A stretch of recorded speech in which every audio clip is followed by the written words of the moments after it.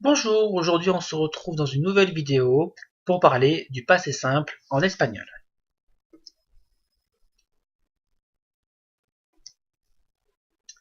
Alors, pour commencer à savoir qu'est-ce que ce temps, on va donc s'intéresser finalement comment construire ce temps et par la suite quels seront ses emplois.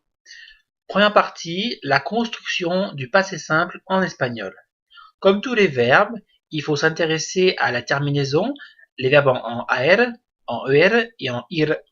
Et donc, selon ces trois groupes, nous avons eh bien, trois terminaisons différentes, ou plutôt deux, à retenir. Pour commencer, les verbes en AR, qui vont donc faire aste, o, amos, asteis, aron. Exemple, cantar qui veut dire chanter, cante, cantaste, canto, cantamos, cantasteis, cantaron. À remarquer qu'il y a deux accents très importants sur cante et canto. C'est très important ces accents pour la prononciation et aussi pour distinguer. Par exemple, canto, si on ne met pas d'accent sur canto, ça donnera canto au présent, je chante. Et donc il est important de mettre un accent pour le différencier du présent, du passé. Pour les verbes en ER, comme comer, ça donnera comi, comiste, comio, comimos, comisteis, comieron. Pareil, un accent sur le i et un accent sur le o. Pour les verbes en ir, i, iste, io, imos, isteis, hieron. Vous avez donc finalement deux terminaisons à apprendre, ceux pour les verbes en AR qui vont donner en e, aste, o, exemple, et les verbes en ER et IR qui sont les mêmes.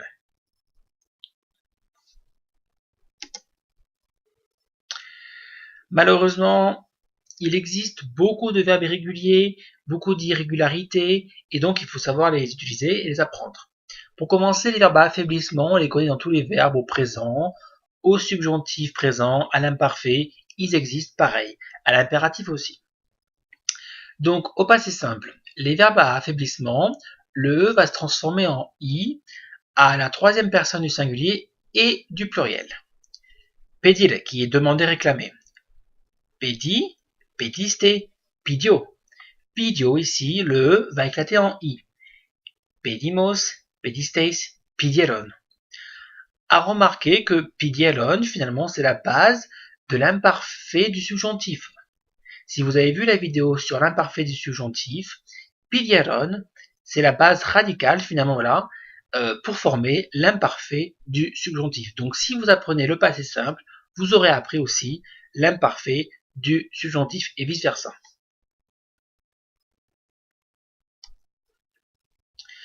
Les verbes à alternance, tels que les verbes en sentir, morir par exemple, dormir, ils vont tout simplement, le va devenir un i, pareil à la troisième personne du singulier et du pluriel. Senti, sentiste, sintio. Sentimos, sentisteis, sintieron. Ici, le se transforme en i. Pour continuer, les verbes se terminant en will, le y, comme toujours, va se transformer en y à la troisième personne du singulier et du pluriel. Construire va devenir construyo à il et construyeron à la troisième personne du pluriel. Bon. Les verbes se terminant en doucir, le c va se transformer en un j à toutes les personnes et les terminaisons seront un peu différentes, il n'y aura plus d'accent. Dédoucir, déduire, dédourer, dédouriste, dédouro, dédourimos, dédouristeis, dédoureron.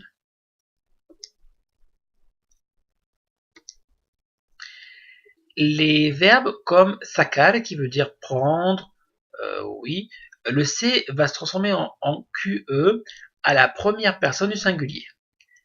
Sacar, prendre, tirer, saquer.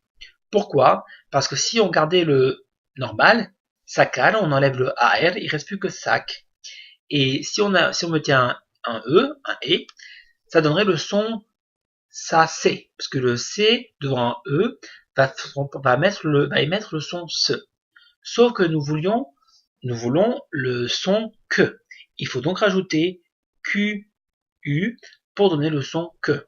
Par la suite, le reste du verbe se construit normalement. Les verbes comme jugar, qui veut dire jouer, le G va se transformer en GU à la première personne du singulier. Jugué, pour faire le son G.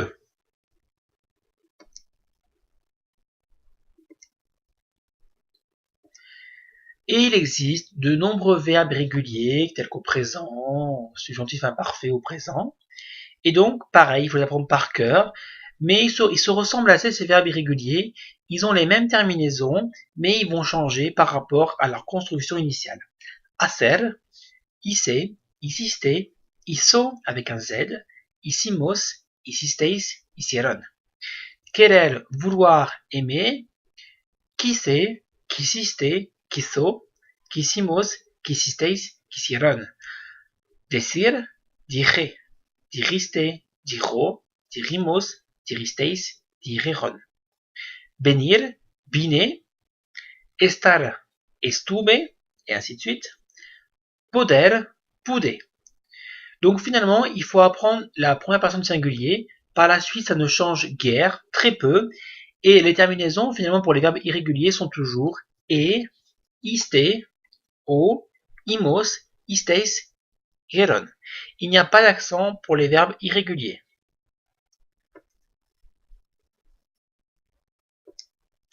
Par ici, d'autres verbes réguliers, tener, avoir, posséder, tuve, poner, pousser, saber, souper, traer, traje. Trois verbes pour finir, ser ou ir sont les mêmes, qui vont donner fui, fuiste, fue, fuimos, fuisteis, fueron.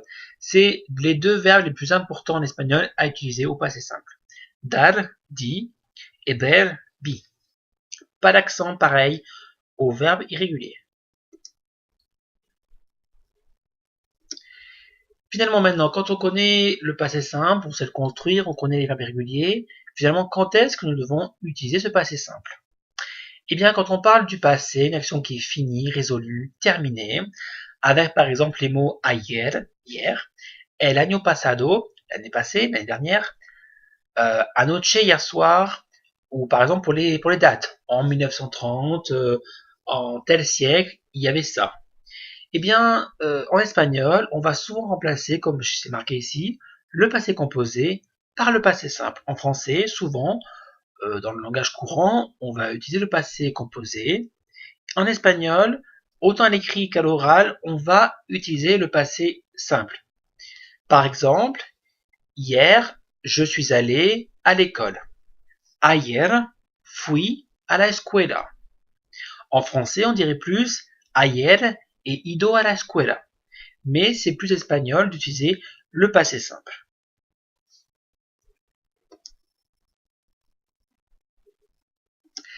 Cette vidéo est terminée, j'espère que vous aurez compris la construction et l'emploi du passé simple en espagnol. On se retrouve pour de nouvelles vidéos. Vous pouvez nous retrouver sur le site Espagnol pour tous pour apprendre l'espagnol. Adios!